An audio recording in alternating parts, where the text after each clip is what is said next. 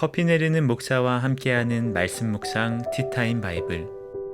네, 반갑습니다. 커피 내리는 목사 강동희입니다.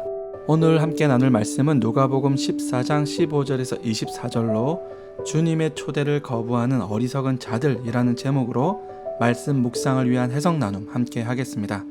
먼저 오늘 본문 말씀을 같이 한번 읽어보겠습니다. 함께 먹고 있던 사람 가운데 하나가 이 말씀을 듣고서 예수께 말하였다. 하나님의 나라에서 음식을 먹는 사람은 복이 있습니다. 예수께서 그에게 말씀하셨다. 어떤 사람이 큰 잔치를 베풀고 많은 사람을 초대하였다. 잔치 시간이 되어 그는 자기 종을 보내서 준비가 다 되었으니 오십시오 하고 초대받은 사람들에게 말하게 하였다. 그런데 그들은 모두 하나같이 핑계를 대기 시작하였다. 한 사람은 그에게 말하기를 내가 밭을 샀는데 가서 보아야 하겠소. 부디 양이 주기 바라오 하였다. 다른 사람은 내가 겨릿소 5쌍을 샀는데 그것들을 시험하러 가는 길이요. 부디 양이 주기 바라오 하고 말하였다. 또 다른 사람은 내가 장가를 들어서 아내를 맞이하였소. 그러니 가지 못하겠소 하고 말하였다.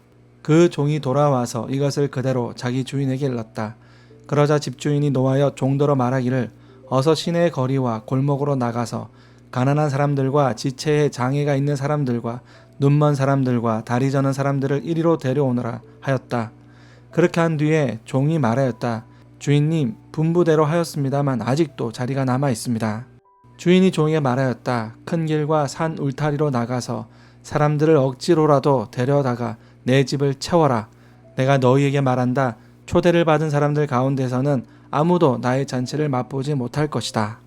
아멘. 첫째, 합리화와 불순종.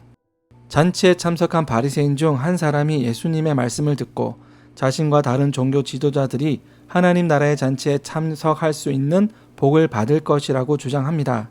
그들은 그들의 혈통과 철저한 율법 준수 때문에 이를 매우 당연히 여기고 있었던 것입니다. 예수님은 이들이 얼마나 잘못된 생각에 사로잡혀 있는지 큰 잔치 초대에 대한 비유로 가르쳐 주십니다. 당시 잔치에 초대할 때에는 2번에 걸쳐 초대하였다고 합니다. 첫 번째 초청은 단순히 잔치가 있음을 알리는 것입니다.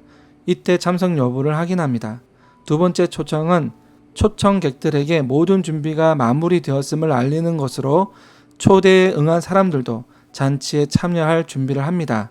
이때 혹 피치 못할 사정이 있어 참여를 하지 못할 경우 참석 여부를 개인적으로 알립니다. 모든 것이 준비가 되었음에도 불구하고 첫 번째 초대에 응했던 모든 사람들이 동일하게 초대를 거절합니다. 이는 주인을 의도적으로 모독하는 것입니다. 그들의 핑계도 앞뒤가 맞지 않습니다. 미리 살펴보지 않고 밭을 사는 경우가 없으며 시험도 해보지 않고 겨릿소 5쌍을 사는 일도 없습니다. 결혼 날짜가 정해진 상태에서 첫 번째 초대에 응해놓고는 이제 와서 결혼 때문에 참석하지 못한다는 것도 결코 이치에 맞지 않습니다. 모두 주인을 모독하기 위해 초대를 거절하고 있는 것입니다. 이와 같은 합리화는 하나님을 무시하는 불순종에 불과한 것입니다. 두 번째, 초대받았다면. 잔치를 베푼 주인은 사람들이 자신의 초대에 대한 핑계를 대자 그 의도를 알고는 분노합니다. 그러나 이미 잔치 준비는 마친 상태입니다. 주인은 결코 잔치를 포기하지 않습니다. 종들을 보내어 가난한 자들과 장애가 있는 자들을 잔치에 초대합니다. 그래도 아직 자리가 남자 주인은 다시 종을 보내어 큰 길과 산 울타리로 돌아다니며 사람들을 데려와서 그 집을 채우게 합니다. 고대 부자들 중 어떤 상황 중에도 가난한 자들을 초대하는 경우는 없었습니다. 그럼에도 하나님 나라의 큰 잔치는 특별히 가난한 자들을 위한 것이라는 사실을 주님께서는 강조하고 있는 것입니다. 억지로 데려오라는 말은 물리력을 동원해서라도 빈자리를 채우라는 뜻이 아닙니다. 초대에 거절당하지 않도록 최선의 노력을 다하라는 뜻입니다. 이스라엘에 있어 하나님의 첫 번째 초청은 모세와 선지자들을 통해 이루어집니다. 그리고 두 번째 초대는 하나님의 아들인 예수 그리스도를 통해서입니다. 당시 이스라엘 종교 지도자들도 첫 번째 초청에는 다 응답하였습니다. 하지만 두 번째 초청인 하나님의 아들을 거부함으로써 하나님을 모욕하였고 하나님의 잔치에 참여할 수 있는 기회를 상실하게 됩니다.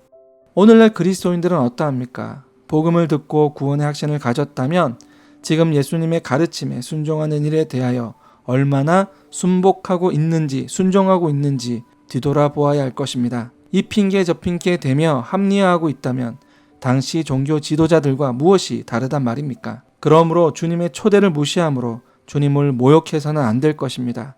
구원의 완성은 결코 혈통이나 출석하는 교회로 인해 성취되는 것이 아닙니다. 다시 본문으로 돌아가 깊이 묵상하시기 바랍니다. 구독과 좋아요, 알람 설정까지 감사합니다.